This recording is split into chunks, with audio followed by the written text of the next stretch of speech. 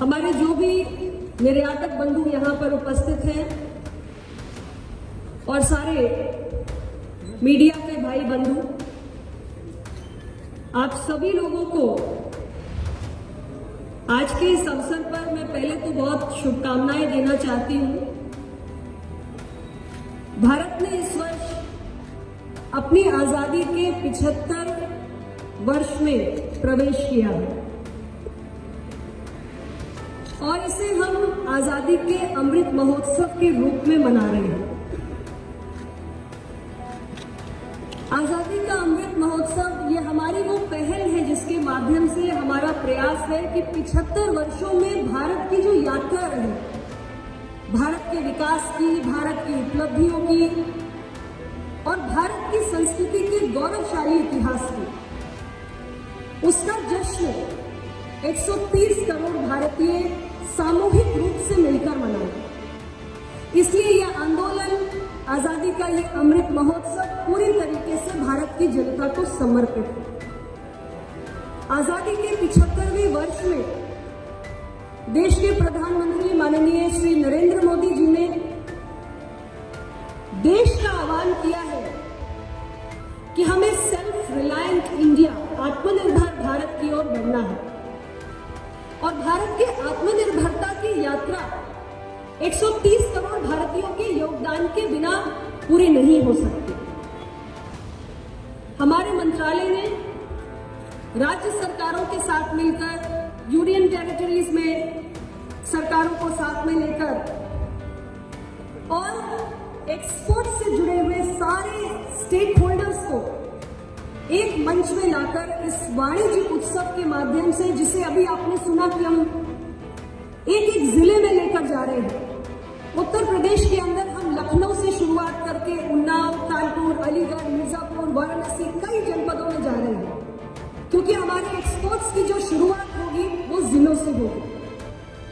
तो राज्य सरकार और भारत सरकार मिलकर वाणिज्य उत्सव के माध्यम से ये प्रयास कर रहे हैं कि हम एक बार एक साथ एक प्लेटफॉर्म पे आए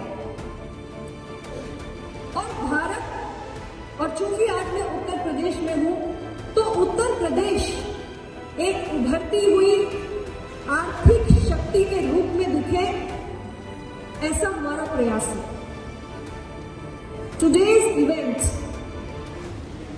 aims to bring all the stakeholders together on the single common platform to highlight the progress we've made so far in 75 years with respect to our exports, also identifying products with export potential, new products, because we want to diversify. We want to reach out to new markets. We want to identify new products. Also think about the issues and concerns faced by our exporters and the strategies which we can devise to address those concerns. So this is a common platform. We've come together to brainstorm, to think, to reflect. And we all understand how the global supply chains have been disrupted during the pandemic. लेकिन आज दुनिया की अर्थव्यवस्था में revival के संकेत हमें दिख रहे हैं। IMF के एस्टिमेट्स हैं, मैं उनका जिक्र यहाँ करना चाहूंगी कि हमारी जो वर्ल्ड इकोनॉमी है वो 6% से बढ़ेगी। हमारे जो दुनिया की मेजर अर्थव्यवस्थाएं हैं उन सब में आज फिर से रिवाइव होने के संकेत दिख रहे हैं। हमारा जो वर्ल्ड मर्चेंडाइज ट्रेड है, it is expected to increase by 8% in 2021. So this clearly means India's growth can also be driven by exports. और माननीय प्रधानमंत्री जी ने हमें एक बहुत बड़ा लक्ष्य दिया है कि इस पैंडेमिक के दौरान हमने सीखा है कि आत्मनिर्भर बनने की कितनी बड़ी आवश्यकता है। तो जब हमें आत्मनिर्भर बनने की यात्रा प्रारंभ करनी है तो उसमें हमारे एक्सपोर्ट्स का योगदान भी होना चाहिए। And he's given us a merchandise export to the tune of $400 billion in this fiscal year 2021-22. और इसको हमें लेकर जाना है आज से 6 साल बाद 2027-28 में $2 ट्रिलियन तक। इस $2 ट्रिलियन में $1 ट्रिलियन का कंट्रीब्यूशन मर्चेंडाइज एक्सपोर्ट्स का होगा और $1 ट्रिलियन का कंट्रीब्यूशन सर्विसेज एक्सपोर्ट का होगा। तो इतना बड़ा जो लक्ष्य लेकर हम चल रहे हैं उसको पूरा करना है तो उसकी एक योजना भी बनानी होगी। And I am very happy to share here with you all that despite the pandemic, India's exports in the first 5 months of this fiscal year 2021 till August have been 67% more than what we had in the same period last year. पिछले वर्ष पहले 5 महीनों के अंदर हमारे exports $98 billion थे, लेकिन इस वर्ष हमारे एक्सपोर्ट्स $164 बिलियन पहुंचे। यानी पैंडेमिक में भी हमारे एक्सपोर्ट्स में गिरावट देखने को नहीं मिली, बल्कि हमने बढ़ोतरी देखी है। और ऐसा ही कुछ सफर उत्तर प्रदेश ने भी तय किया है। उत्तर प्रदेश में भी पैंडेमिक के बावजूद जो हमारे एक्सपोर्ट्स हैं उनमें किसी भी प्रकार की कमी नहीं आई है। हमारे एक्सपोर्ट्स उत्तर प्रदेश की दृष्टि से मैं बात करूं, जो 2017 में सरकार बनने से पहले 84,000 करोड़ के हुआ करते थे, माननीय योगी आदित्यनाथ जी के सरकार बनने के उपरांत ये एक्सपोर्ट्स बढ़े और 1,21,000 करोड़ तक पहुंचे। कोरोना महामारी के दौरान भी निर्यात में कमी नहीं आई और उत्तर प्रदेश की सरकार ने लक्ष्य निर्धारित किया है कि जो 1,21,000 करोड़ के हमारे एक्सपोर्ट्स हैं उसको हमें बढ़ाकर 3 लाख करोड़ तक लेकर जाना है। और इसके लिए बहुत सारे प्रयास उत्तर प्रदेश की सरकार कर रही है, जिसकी मैं एक एक करके आपसे चर्चा भी करूंगी। मैं आप सभी का, जितने भी हमारे स्टेक होल्डर्स यहां आए हैं, उन सभी को इस बात की बधाई जरूर देना चाहती हूं जो एक्सपोर्ट्स का सफर हमने देश की दृष्टि से और उत्तर प्रदेश की दृष्टि से तय किया है। कोरोना पैंडेमिक के समय में ये सामान्य उपलब्धि नहीं है और इसका श्रेय आपको जाता है। सरकार आपके साथ खड़ी है, प्रयास आपका है और मैं निरंतर आपको विश्वास दिलाती हूं कि उत्तर प्रदेश की सरकार और भारत की सरकार, हमारा वाणिज्य और उद्योग मंत्रालय आपके साथ खड़ा हुआ है, आपकी सारी चुनौतियों, सारे आपके प्रॉब्लम्स का समाधान करने के लिए। आज हम उत्तर प्रदेश जैसे राज्य में हैं, जिसके लिए मैं कह सकती हूं it is a land of unlimited possibilities, unlimited potential. Uttar Pradesh के अंदर अपार संभावनाएं भी हैं और अपार क्षमताएं भी हैं और उन क्षमताओं का हमें दोहन करना है, उन पॉसिबिलिटीज को, उन संभावनाओं को हमें एक्सप्लोर करना है। माननीय योगी आदित्यनाथ जी की सरकार ने उत्तर प्रदेश के अंदर इंडस्ट्रीज, छोटी इंडस्ट्रीज, लघु उद्योग कैसे आगे बढ़े, निर्यात कैसे आगे बढ़े, इसके लिए बहुत सारे पॉलिसी इंटरवेंशंस भी किए हैं। अभी आप जो प्रेजेंटेशन देख रहे थे उसमें आपने गौर किया होगा कि इंफ्रास्ट्रक्चर की दृष्टि से हमने कितने प्रयास किए। 4 नए एक्सप्रेसवेज बन रहे हैं, डिफेंस कॉरिडोर बन रहा है, इंडस्ट्रियल पार्क्स बन रहे हैं, नए एयरपोर्ट्स बन रहे हैं, नई मेट्रो सेवाओं का विस्तार हो रहा है। भारत सरकार रेलवे नेटवर्क का भी विस्तार उत्तर प्रदेश में कर रही है।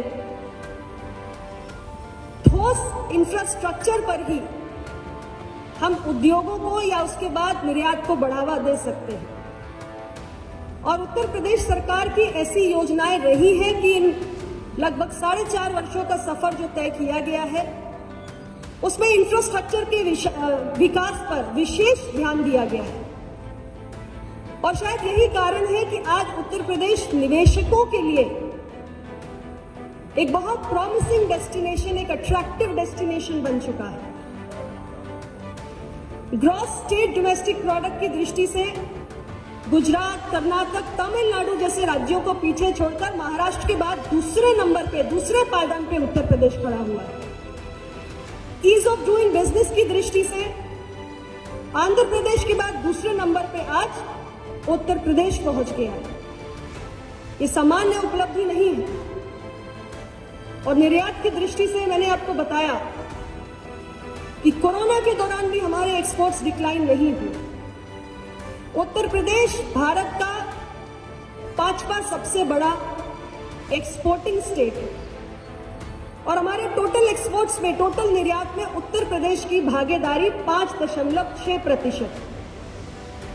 हमने 1,21,000 करोड़ का जो एक्सपोर्ट किया है उसे 3 लाख करोड़ तक ले जाने का फैसला किया है।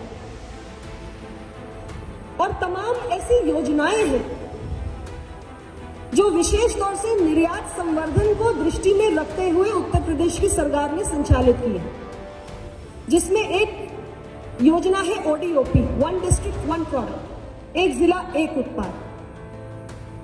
हमारे 80% जो एक्सपोर्ट्स हैं वो ODOP योजना के माध्यम से वो निर्यात किए जा रहे हैं। मैं यहां जिक्र करना चाहती हूं, जो हम दुबई एक्सपो 2020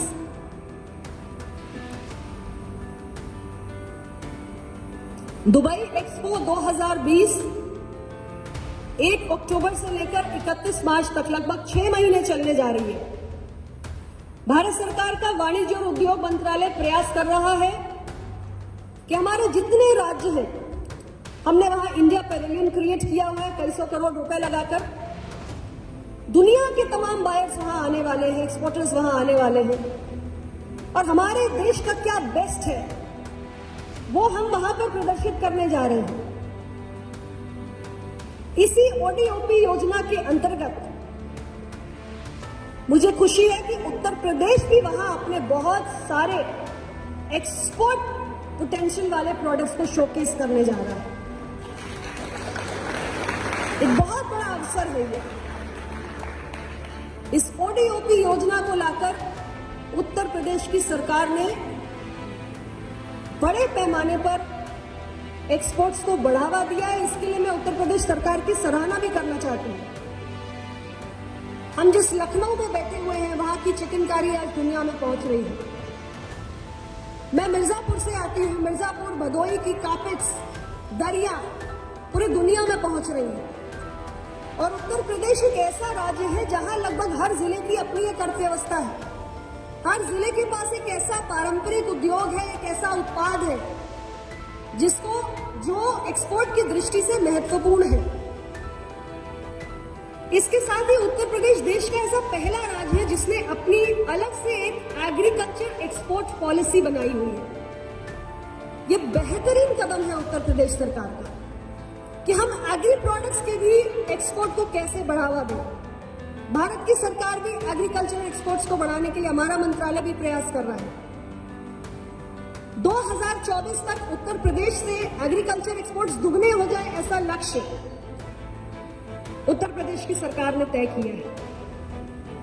और स्टेट ने जो अपनी एक्सपोर्ट पॉलिसी बनाई है उसमें 16 ऐसे सेक्टर्स हैं जिन पर ध्यान केंद्रित करके काम किया जा रहा है। मैं इसके लिए बधाई देना चाहती हूं उत्तर प्रदेश की सरकार को। और मैं कुछ हमारे मंत्रालय की, भारत सरकार के जो तमाम योजनाएं चल रही हैं उनके बारे में भी उल्लेख करना चाहती हूँ। वैसे तो हमारे संयुक्त सचिव अनंत स्वरूप जी ने बहुत बेहतरीन ढंग से उन योजनाओं को आपके समक्ष रखा भी है। हमारी सरकार ने कुछ दिनों पहले ही एक बहुत महत्वपूर्ण घोषणा की। This is regarding all pending dues amounting to rupees 56,027 crores under various export incentive schemes like MEIS, SEIS, ROSCTL or ROTEP, which will be released for financial year 2021-22. And I would appeal to the exporters to file their claims before 31st December this year.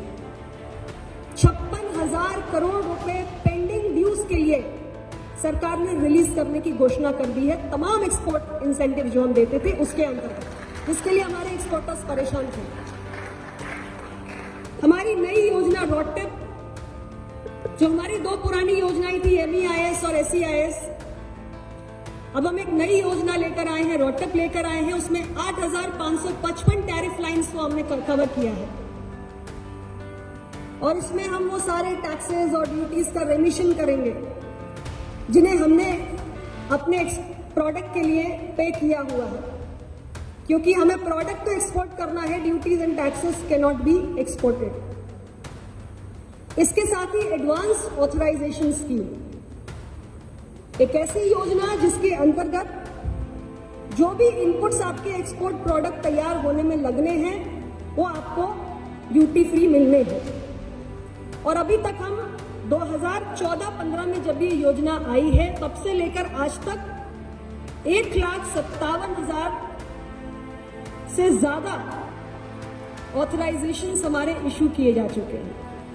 इसी प्रकार हमारी EPCG scheme है जिसमें हम capital goods को import करते हैं अपने मैन्युफैक्चरिंग को बढ़ाने के लिए। उसके अंतर्गत भी हमने 1 लाख से ज्यादा EPCG ऑथराइजेशंस इशू किए हैं। Transport and marketing assistance TMA scheme है जिसमें खास तौर से जो हमारे एग्रीकल्चर प्रोडक्ट्स हैं उनके लिए हम ये असिस्टेंस देते हैं और अब तक लगभग 122 करोड़ का असिस्टेंस स्कीम के माध्यम से दिया जा चुका है। और हम विचार कर रहे हैं, क्योंकि अभी एक समस्या हमारे एक्सपोर्टर्स के सामने आई कि जो हमारा फ्रेट फेयर है ऑन सी वो बढ़ने लगा, तो इंटरनेशनल कंपोनेंट के लिए हम TMA प्रोवाइड करें। नॉन एग्रीकल्चर भी ऐसे प्रोडक्ट्स हो सकते हैं क्या, कुछ स्पेसिफिक, उस पर भी हम विचार कर रहे हैं। एक इमरजेंसी TMA टाइप का क्या हम ला सकते हैं, ऐसा हम सोच रहे हैं। और एक बहुत महत्वपूर्ण योजना जो मैंने बात शुरुआत में कही कि हमारे एक्सपोर्ट्स कहां से ओरिजिनेट करेंगे। हमारे एक्सपोर्ट्स ओरिजिनेट करेंगे जिलों से। 2019 में जब हम स्वतंत्रता दिवस के उपलक्ष्य पर माननीय प्रधानमंत्री जी के विचारों को सुन रहे थे, उन्होंने एक बात कही कि हमारे जिलों के अंदर ऐसे कौन से प्रोडक्ट्स हैं जिनको हम चिन्हित कर सकते हैं, जिनका एक एक्सपोर्ट पोटेंशियल है। वहां से हमारा एक इनिशिएटिव निकल के आया, developing districts as export hubs. हर जिले को क्या हम एक एक्सपोर्ट हब के रूप में विकसित कर सकते हैं। सोचिए, भारत के सारे जिलों के अंदर हमने कोई ऐसा प्रोडक्ट आइडेंटिफाई किया जिसका एक्सपोर्ट पोटेंशियल है, तो नए प्रोडक्ट्स हम जोड़ेंगे अपने एक्सपोर्ट्स की सूची में, नए डेस्टिनेशन, नए मार्केट्स ढूंढेंगे, हमारा एक्सपोर्ट्स बढ़ेंगे, नए जगहों पे जाएंगे, तो $400 बिलियन का टारगेट पूरा करने की दिशा में हम बढ़ेंगे। यहां पर हमारे 739 जिले हैं, जिसमें से 464 जिलों का डिस्ट्रिक्ट एक्सपोर्ट प्लान बन चुका है।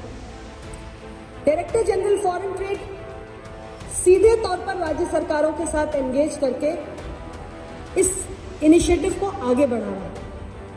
मैं उत्तर प्रदेश को बधाई देना चाहती हूं कि यहां पर स्टेट एक्सपोर्ट प्लान बनाए जा चुके हैं। 50 जिले ऐसे हैं जिनके डिस्ट्रिक्ट एक्सपोर्ट प्लान बनाए जा चुके हैं। कितनी गंभीरता है एक्सपोर्ट्स को बढ़ाने की दृष्टि से उत्तर प्रदेश सरकार के अंदर, विभाग के अंदर, इसको इन आंकड़ों से आप समझ सकते हैं। हमारे देश के कुल निर्यात में हमारे स्पेशल इकोनॉमिक जोन्स की भी बहुत बड़ी भागीदारी है। 30% से अधिक, 25 लाख लोगों को रोजगार भी देते हैं। हमारी ये भी कोशिश है कि हमारे SEZ से जुड़े हुए जितने विषय हैं उनको भी हम जल्दी समाधान करें। मैं ज्यादा लंबी बात न कह के आप सभी से एक बार पुनः यही कहना चाहती हूं कि माननीय प्रधानमंत्री जी ने एक नेशनल एफर्ट लॉन्च किया। Local goes global, make in India for the world.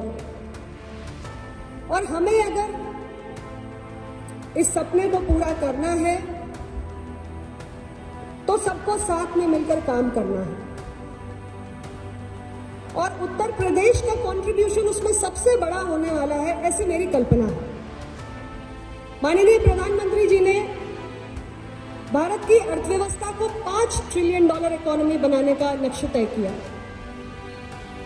और उत्तर प्रदेश ने कहा कि $5 ट्रिलियन इकोनॉमी में $1 ट्रिलियन इकोनॉमी का कंट्रीब्यूशन उत्तर प्रदेश करेगा।